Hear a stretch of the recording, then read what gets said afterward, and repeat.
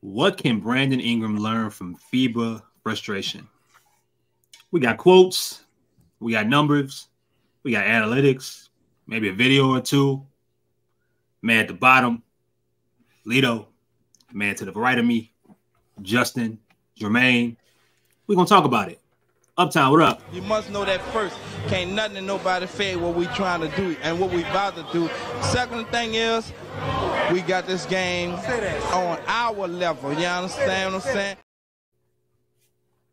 Welcome to another episode of In Space with Chris Connor. I am your humble and happy host.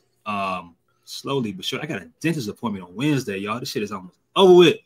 But joining me here to talk Brandon Ingram, a little bit of FIBA and how it all relates and plays with the Pelicans.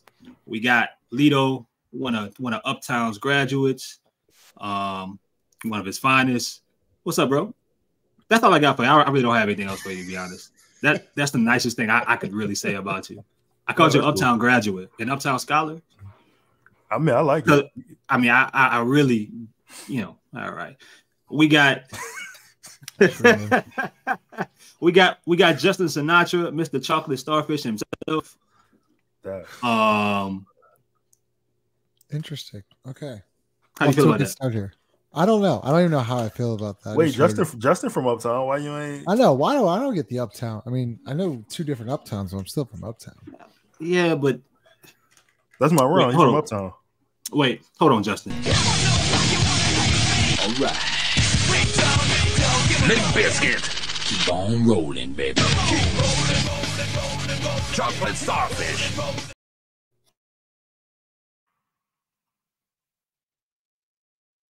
Welcome to the episode of In Space. I'm your host again. It's Chris Connor. This is my second time with an introduction. Shout out to all our good sponsors here. DraftKings Sportsbook, Birdsall Law Firm, good people at Jägermeister. I told y'all who here. We about to talk BI and get right into it. So, fellas, here's where we at with things. Brandon Ingram is struggling, right? To say the least. To where he's even kind of talked about it a little bit. And I want your thoughts about what are your overall observations. But what can he learn from them is my main thing. Because to me, this is heaven for me. I didn't want Brandon to struggle necessarily. I didn't want him to feel frustrated or be confused about how to make an impact. But I'm happy he's going through this because we all know, like, pressure makes diamonds. And you got to be uncomfortable. You got to be put in uncomfortable situations to really get the best out of yourself. If that's what you want, you got to be in these spots.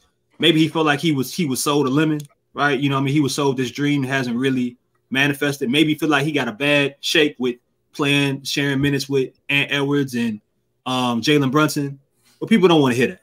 Because at the end of the day, facts are, while I may see it differently, there are some, I don't even say if I call them detractors, but there are folks that say what you're seeing from Brandon right now, his struggles, kind of what they've always wondered and been concerned about with Brandon, the finding other ways to be impactful on the floor when the basketball isn't in his hands as a scorer or a passer, the one in control. Justin, I'm going to start with you. What do you think so far about Brandon's comments about being frustrated? I have to quote him, which I'll read at some point, and his early, games here with FIBA. Yeah, I mean, I see a lot of takes on X or Twitter, whatever you want to call it. It's Twitter. Twitter. Twitter. Yeah, it's fine. One side saying, well, he's not being used right. He's just going corner to corner. And the other side saying Brandon's not, demanding the basketball. What I see is he looks uncomfortable. He just does. He doesn't look fluent. He's thinking. I feel like every offensive possession he's thinking. Like, do I come this way? Do I make this read? Do I come off the handoff? Do I go back door? Like, what do I do? And so he's very indecisive, and he's just kind of like in a where he just wants to get off the ball. And so what we're used to seeing is him having the basketball, attacking downhill, getting that 15-foot range, either hitting the jumper, attacking the rim, or making the extra pass. He ain't doing that. Anthony Edwards and Jalen Brunson have that. a lot of people say like, it doesn't matter. Good players fit every scheme. Like I kind of disagree with that in a sense, because it does take a lot of fucking time to get used to playing with guys you've never played with. And I understand it's not necessarily, hurting Reeves or even Halliburton or other guys. It's hurting Brandon. I don't know what to tell you, but that doesn't make him a bad player. Like people are like turning this whole thing like, oh, Brandon's not the superstar. He should be doing this in FIBA.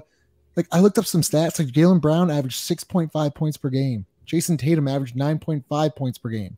Donovan Mitchell was like 10.2. Like, I just think people are making a huge deal out of just a guy that's just struggling right now. Way too big of a deal. Yeah.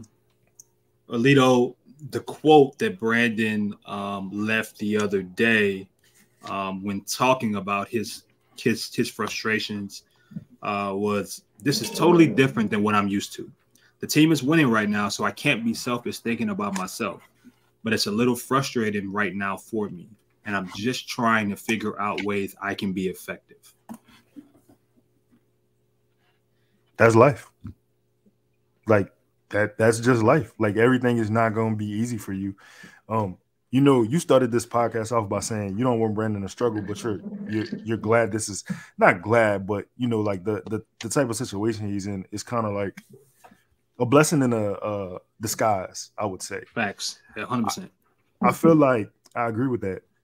For as talented as Brandon is offensively, Brandon has been talented with the ball in his hands. And in this particular situation, he's not that. Like he's not, like you could lay it out however you want to, and Edwards is the best player on the team. So, and gets his, everybody else got to fall in line. I will give credit to Austin Reeves. I will give credit to Paulo or whoever else has found a way to made an impact without necessarily being a primary ball handler or the primary person who's running the offense. I think Brandon has to figure that out. Now, like Chris, I'm kind of ecstatic about it, bro, because as this season, I think me, you, and Justin talked about this last week. You've seen either Zion be dominant or Brandon be dominant. Now, coming into this situation, Brandon's got to figure out a way to play with much greater talent than what's on the Pelicans. That coming back to the Pelicans is going to lead to nothing but success for us. Yeah. I mean, because I think that for those that believe that Trey Murphy can be an all-star, he has that potential. For those that believe that CJ McCollum can have Portland-type success or Portland-type numbers in New Orleans, for those that believe that if Zion can give you 50 to 60 games, he's an MVP candidate.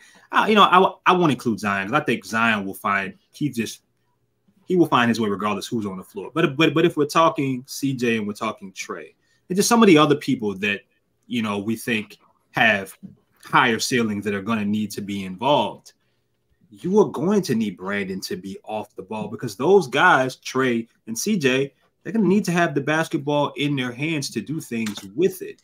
And that's something that Brandon is going to have to, I think, continue to get confident and find a flow with. I mean, look, but we're talking strictly the Zion element, right?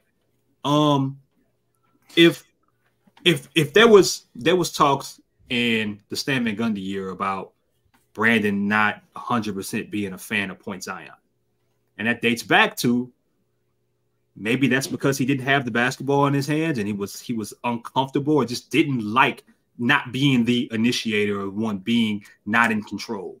Maybe there's ways with this also falls on an offensive coordinator to say, okay, well, we'll put you in motion more. We'll find other ways. I think the sky is, if I was James Borrego, I would be so happy right now. If I was Willie Green, I'd be so happy right now because I'd be looking at this and say, all right, well, he's not happy with this right now, but what happens when he has a good game by doing it? What happens when it clicks? And if it doesn't click, how can we take this experience that he had to spend in a whole, months doing and add to it, whether that be him being on the run more, maybe that mean more motion, more ball movement to where he's still involved, but making the right overall play that doesn't always end with him being the one that gets the assist or him being the one taking the shot attempt. Can I add on to that? No. All right. Yeah. All right, so listen, I'm gonna say the reason why this is happening, and this is just not Brandon, but this is a guy. Anybody who's been the best basketball player, whatever level, like from AAU on to college, you've not had to do what Brandon's doing right now. I'm blaming AAU basketball for this. This is a problem literally from the start of basketball, because you put the ball in the best kid's hands and you literally let him run shit, and then he has to do nothing else. He only has to do one thing. I'm not shitting on Brandon, but I'm just saying there's a skill in cutting. There's a skill in playing off the ball. What I've noticed with Brandon, by Brandon not having these skills, or him having to use these skills in a long time, a lot of his cuts have been slow. A lot of his cuts have been ill-timed, ill-advised. He may cut when there's a back cut from the other side. Like he's running into things that he's never seen before. And you're like, the reason why it's such a, I guess everybody's frazzled, because you're seeing it in real time. Like these are real time mistakes you're seeing. But to bring it back to the Pelicans, all of this is beautiful. Frustration is beautiful. Having your growth stunted is beautiful, because it only can lead to one thing. Pause. It only can lead to one thing. Like you a hooper, right? At the end of the day, the game is basketball. The game is simple, dog. Like you read and react. That's all it comes down to. Can I ask you, Chris? Can I ask you a question? Go ahead. What makes, whoever wants to answer first? What makes you a good off ball player? What tangibles? Like, what do you need to be a good off ball player? Like, what do you have to do? I think timing. I think recognition of like what the defense is giving you, what's in front of you, knowing angles, knowing tendencies, like really being a studier of the game, knowing how you're being played. Are you being played tight? Are you being played? Are you given space? Where exactly are you on the floor when the cut is, when you're trying to move? Like, I mean, if the people associate a lot of times when guys are in the corner, the first cut that they always think, makes the most sense all the time is baseline. That's not always the case. A lot of guys cut that off. So sometimes it's coming back around, and they may be a screen coming towards the wing, coming towards the top of the key. It's just overall, I think it takes a lot of smarts, being able to see everything that's on the floor. The perfect guy, high IQ guy. Jordan, remember that Jordan Hawkins play? Mm-hmm. That we all love? Mm-hmm. Where he runs off of like, he comes back and then he comes back because he sees the entire floor. Yeah. So y'all don't think Brand's got good vision off ball? I guess you could say. I just want to know why he's bad off ball, and like why y'all think it is. We haven't really seen it. Let me ask you a question. Go ahead. What I think makes a good off ball player, Herb Jones. Watch Herb Jones play. Watch Herb Jones when Herb Jones is when he doesn't have to stand in the corner and he's in motion. Watch him cut off a pin down. He'll use JV, right? He'll use maybe Jay-Z too. Jay-Z.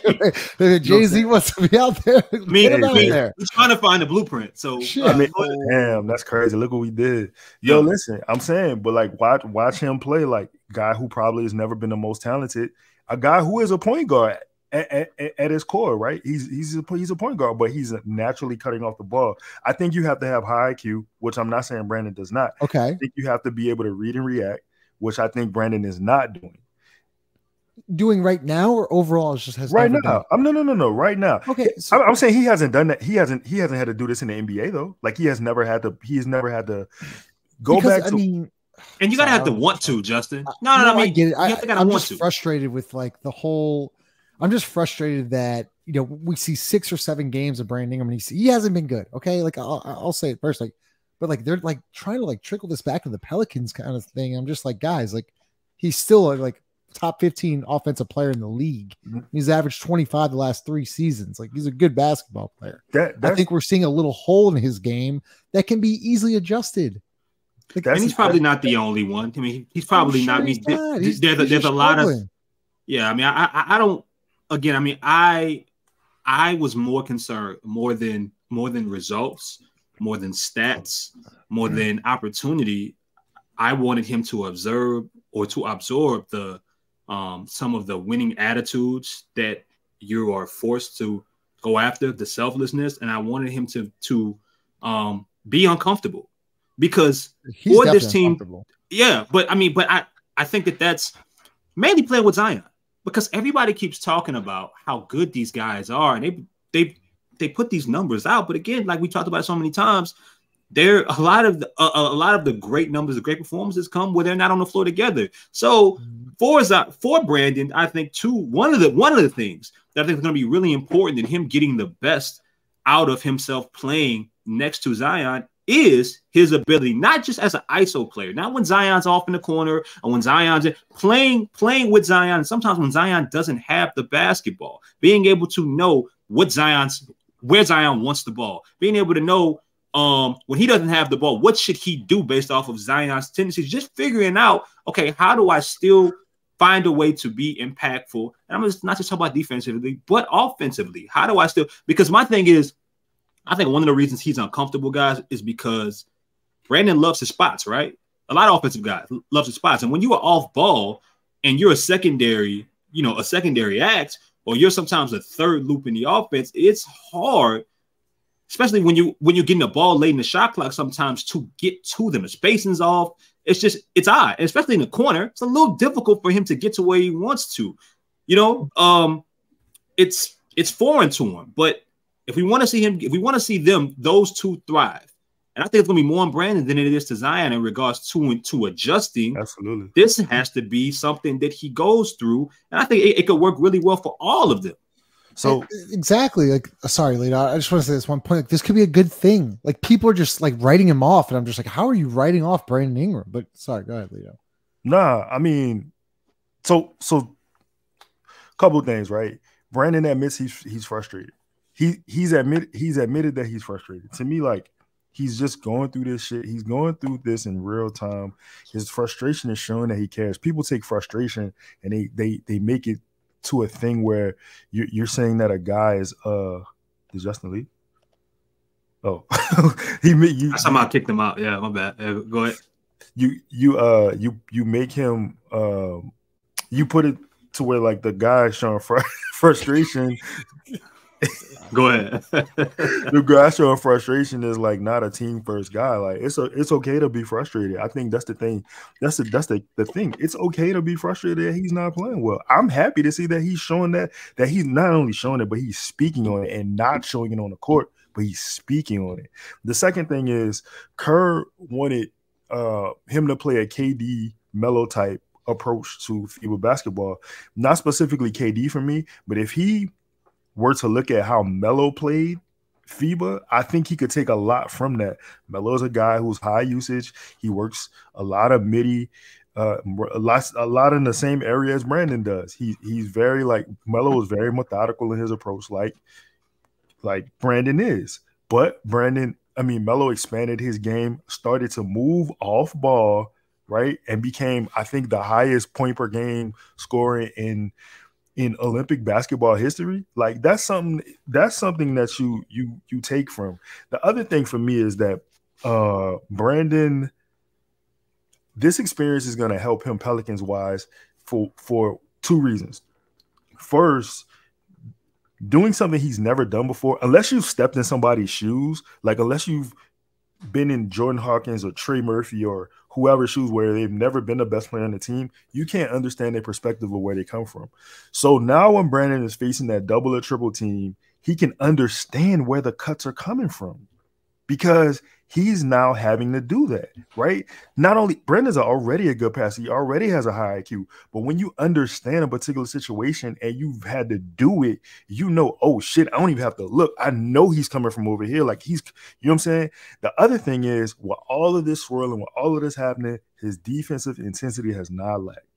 Thank you. Thank you for bringing that up, because I was going to bring that up. Because if we are going to take if we're going to talk negative about Brandon, you got to at least find some type of positive. If he's going to bring that type of defensive effort, where I'm talking about getting in his stance, cutting off angles, making guys, cross over, pick up their dribble, and he's going to rebound and block, I'm going to take that.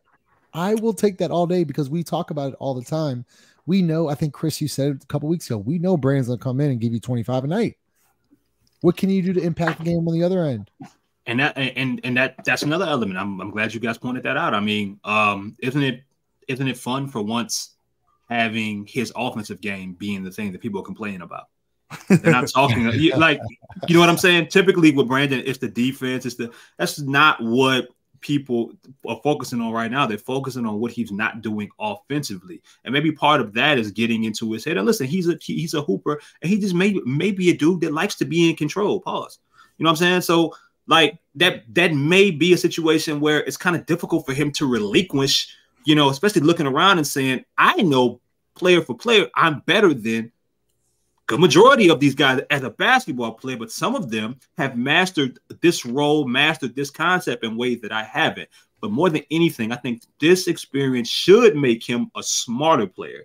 Even if he doesn't achieve some of the things that people wanted from him statistically, or if Austin Reeves outplays someone, even if he loses his starting spot, who knows? If he's out there doing the little things, he gets that from the experience. We know, and he knows as soon as he walks back into New Orleans, he is going to have the basketball in his hands. He's going to be 1A, 1B every night, either or, every night, and he will have those opportunities. What does he learn from it? How does he get smarter?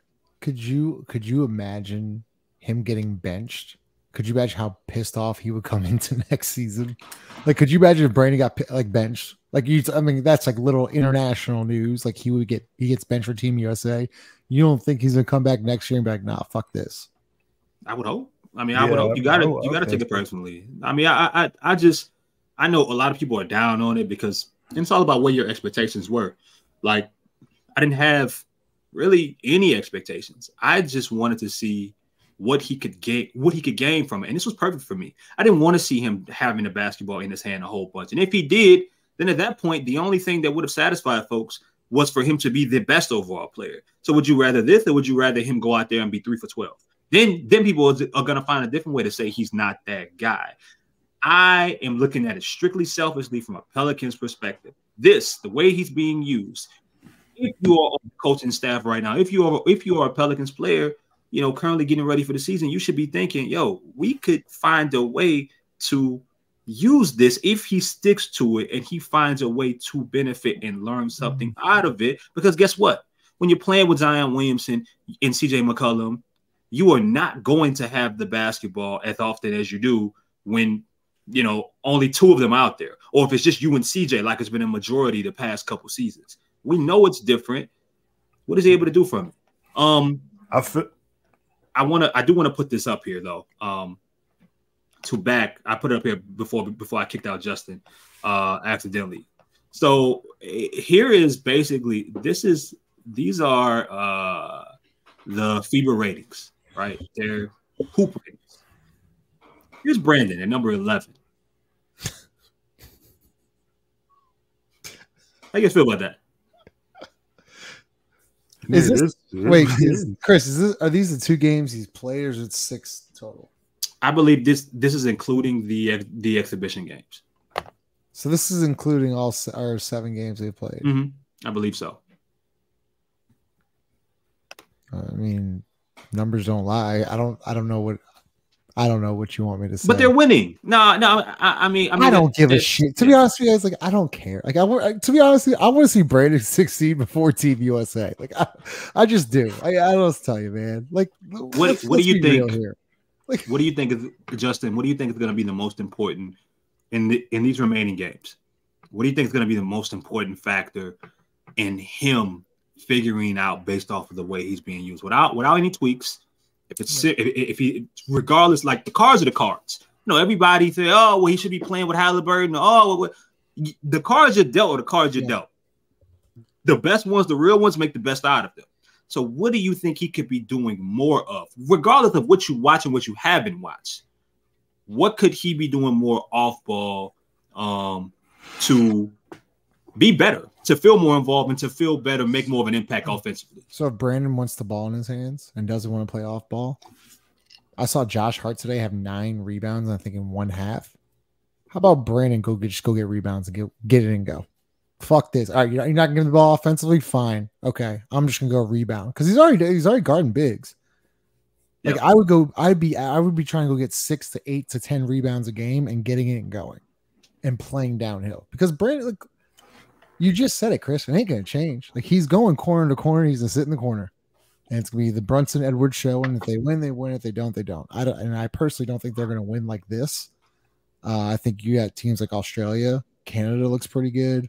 Like there's some teams that, like, even, you know, Slovenia, that there's teams that are gonna give the USA a problem playing like that.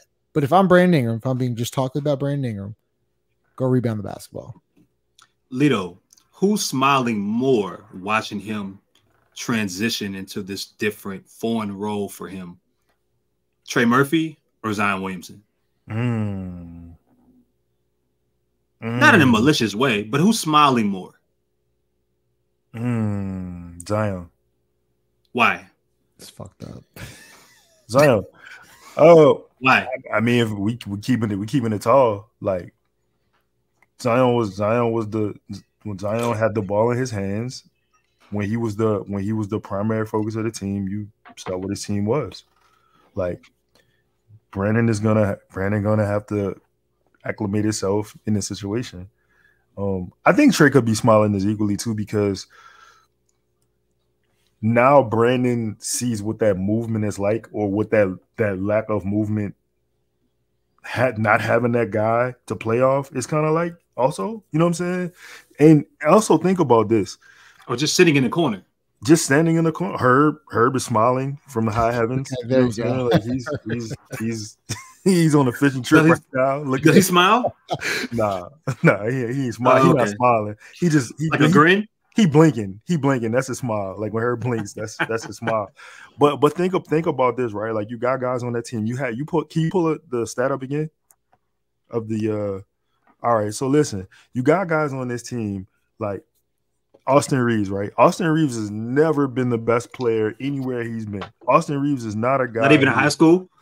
I mean, he probably was in high school. I could see that. Okay. He probably was in high school. But I'm saying, like, in the NBA, Austin Reeves is never probably going to be the best player on any team he's going to walk into.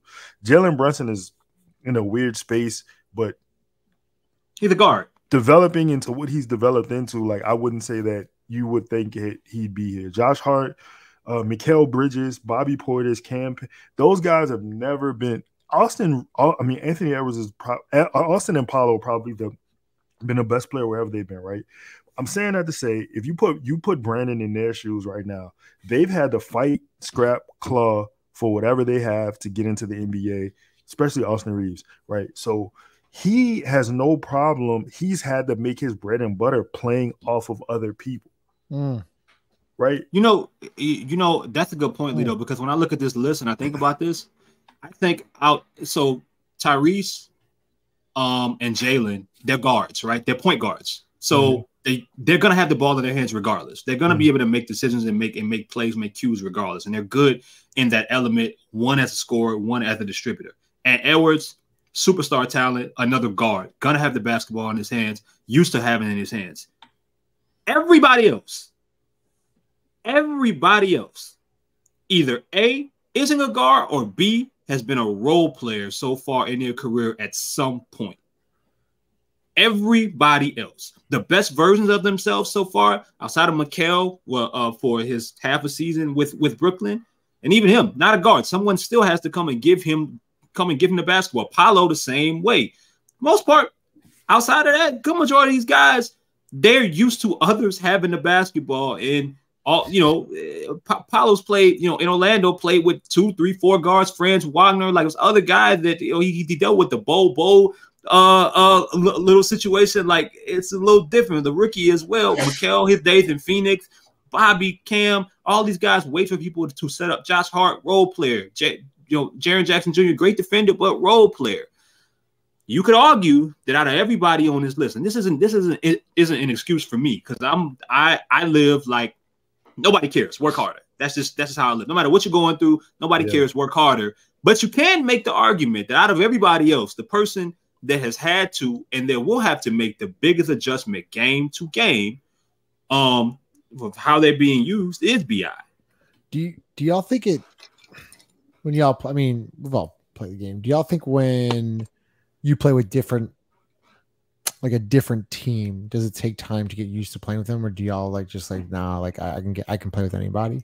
or do you think it takes time to build that chemistry going into a new system? I give you my honest answer is the game never changes. The game is always going to be the same game.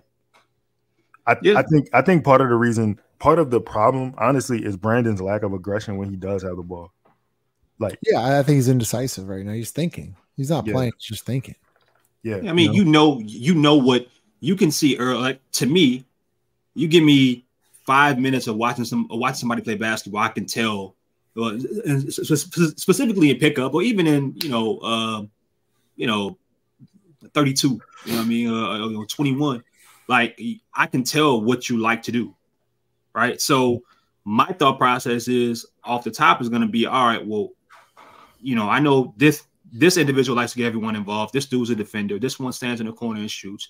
This one's going to take some wild shots, some crazy shots, likes to shoot the ball. This one is likes to get in the paint. This one's a post player. Like you're mapping that out in your mind.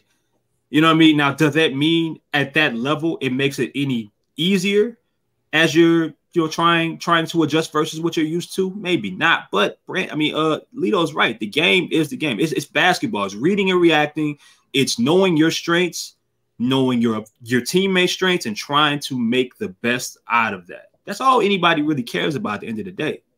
Yeah, I don't disagree, because now I want to follow up with this, if that's okay, Chris. I know I just want to ask this, because end of the game situation, need a bucket. Lito, like, who has the ball? The Brandon or Zion? On this team? The Pelicans. Zion. Okay, so Brandon will be off ball. To y'all's point, this is a very good thing, and I completely agree with you. Because Chris, and I think, do you agree with Lito with Zion having the ball in his hands? Yeah, and so do I. I like the ball in Zion's hands. So as y'all have been saying the whole show, yeah, that was bad. I was making a lot of progress, and that was I took a step back tonight. It's okay. Review the film, get better. I think the ball in Zion's hands. Pause. With Brandon off ball is interesting, because Brandon is going to have to learn how to do that. And to both of y'all's points, he can take this as a learning experience and how to get better, right? But I don't think it's all negative right now. Yeah, he's not great right now, but defensively, he's been busting his ass, man. Like, I do see energy defensively. I like to go see more rebounding, because I think that's a team problem with the Pelicans. Trey Murphy, Herb Jones, Brandon. If they want to be successful, they're going to have to rebound the ball. And you know what? The best thing to me about this experience of being a decoy is that you get to really learn. Well, being off ball, being a secondary option, being down the totem pole in regards to offensive emphasis, is that when you're off ball, you get to really learn what kind of player you are based off of how you're used as a decoy, what kind of attention you get when you're even anywhere in the radius of the basketball, how people overplay you, how people, it's one thing when Brandon's triple team when he has the basketball and he's coming downhill, but there's another thing when defenses overreact just basically off a dribble handoff when Zion has the ball, right? Like, I think that's the fun in it as well. You get to really see, you get easier buckets, right? And that's one of the gripes that some people have. Brandon takes too many tough shots, right? So you get an opportunity to get easier buckets, but you get to really see what do defenses, what do these opponents really think about me? Because I know when Zion's off ball, whether he's on ball, off ball, eyes are always on him. Because as soon as he has the basketball, it doesn't matter where the hell he is, he can leap from whatever distance that is and somehow get to the rim and get to the free throw line or dunk or layup or so on and so forth. That can be the fun. I think that's the expanding of your palette as a basketball player, mastering that. But for someone that loves Kobe as much as he does, right? For someone that loves the talks about Kevin Durant, for the comparisons, him feeling as if he's better than this guy or that guy, Jamal Murray or Devin Booker or whoever the case may be. You know what all those guys are really good at? Movement off of the ball. Yeah. They all are. Yep. And keeping the ball moving, actually, when they have the ball, like they swing it a lot more, right? So there's a Justin said this is a one more time. They swing it, they move the ball. Oh, okay. That wasn't that was They swing it a lot more. they swung. And move the ball. What's going That's on? crazy. Go Hey, ahead. hey, you had said a it. you had an egregious Zion take, and I just let you go ahead. Go ahead. What man. did I say? What did I say? I'm gonna review the tape. Let me get my point off. All right. Limp Biscuit. Keep on rolling, baby. Chocolate Starfish. The fact that clip says chocolate sausage and you have it in your possession is crazy. Chocolate starfish. I don't know. I don't know. That you Chris, heard I chocolate can't sausage is Chris, unbelievable. I cannot believe you have that video. That is I don't know. unbelievable. That you Hey, have that listen. video. You remember when Jay Will was being coached by Rick Adelman in Sacramento? Like Jay Will was an exciting player, right? He did all the things, right? But check this out. You move him to Memphis. He gets coached by Hubie Brown. Hubie Brown turns him into a championship player. This is that experience with Brandon. Like you said, Brandon takes difficult shots, right? Brandon takes really difficult shots. In this situation, he doesn't have the ball in his hands to take those shots. So he got to find a way to fill gaps in the scoring column otherwise, right? This is not a loss. It's a lesson. It's just literally a lesson. The only way Brandon takes it as a loss, or this is a loss for Brandon, is if he quits. If he quits on the situation, if he quits on the opportunity, that's a loss.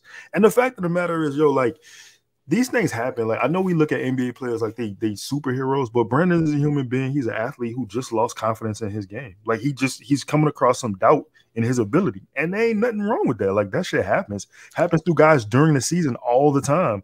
You're just seeing it on a FIBA stage at this point. That was well said. Well done. Well said, man. I mean, I think that this is the opportunity, man. For I think I remember a few years ago, Brandon was being compared to T-Mac, and everyone loves the Kevin Durant comp.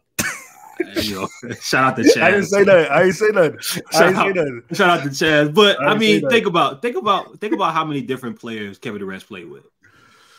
Like, think about I mean the different array of injury riddled teams, the different situations to set up. And he's always KD. One thing that never changes is that he's always himself. He's always himself. And being able to master that, I don't care what kind of player you are, to the best of your ability. It doesn't have to be at that level. You don't have to be one of the greatest scorers of all time necessarily, but always being able to be and feel like yourself is the best way to, I think, be a great player, to be the best version of yourself. No matter what, you can still say, that's him, right? Whether Halliburton has the ball in his hands 6 or 14 times, I know he's going to get a large amount of assists. He's always going to be him, Now, I'm going to ask you guys this. How do you, Lito, you mentioned it earlier, because personally, I don't know if I was Brandon, if I'm Brandon, I don't know if I would have even told the world that I was frustrated. Justin, how do you feel about that? Do you appreciate the honesty, or would you have kept to yourself?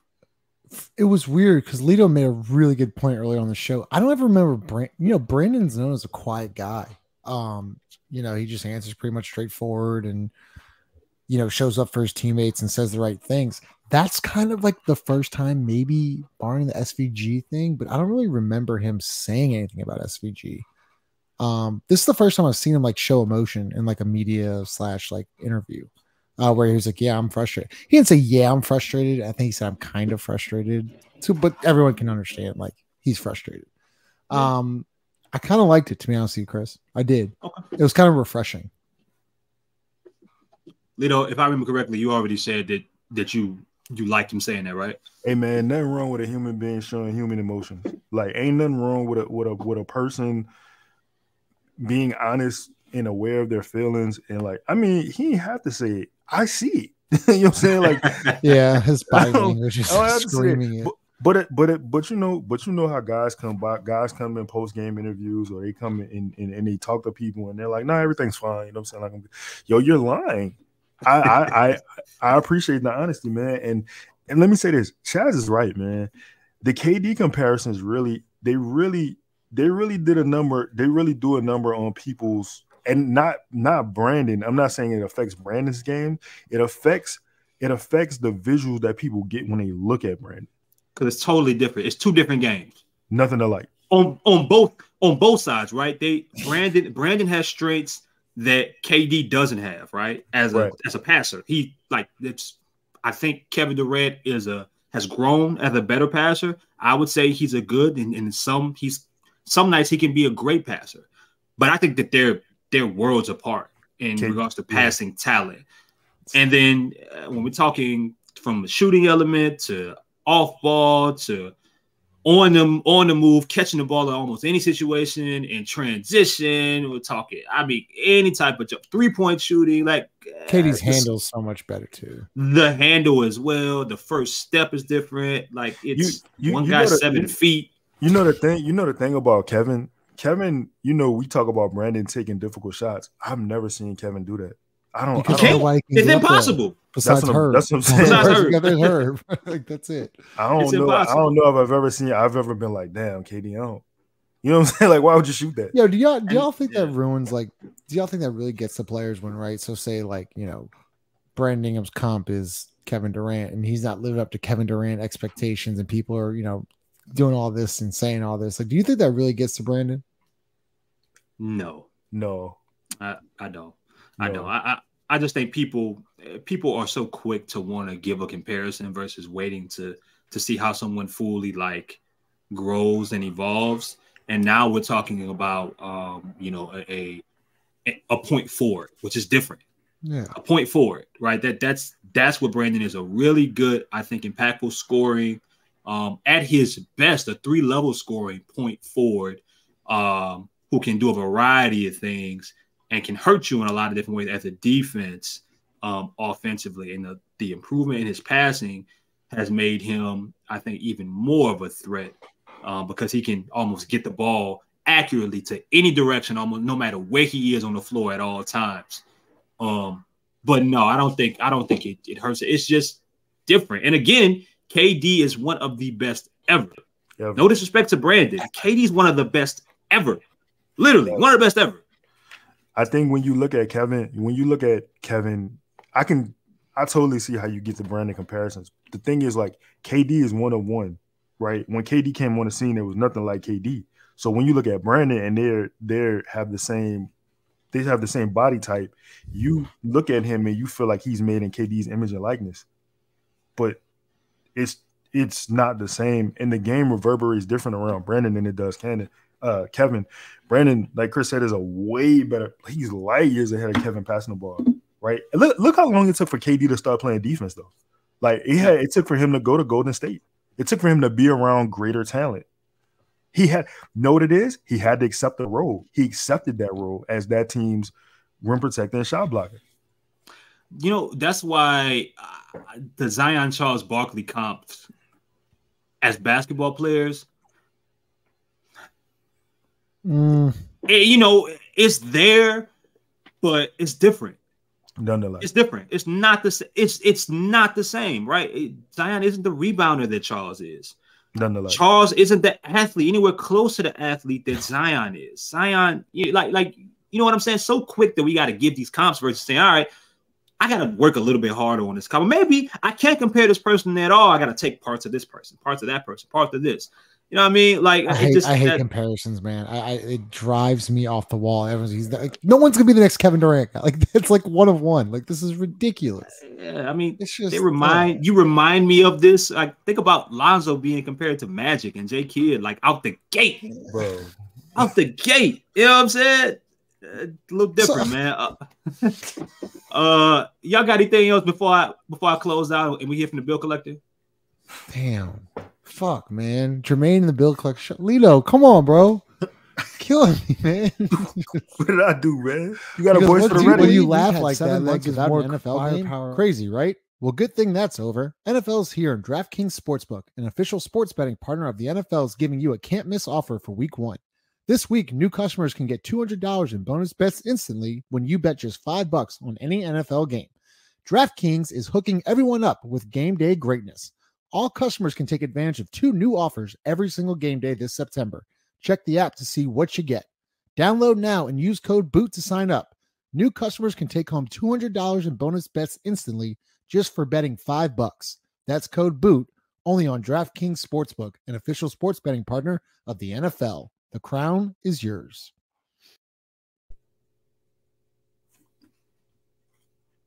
He's somehow in the dark. I have no idea what's happening here. Yeah, how the bill collector ain't pay the bill? That's crazy. Yo, man, look, this was fun, man. I had a good time talking BI.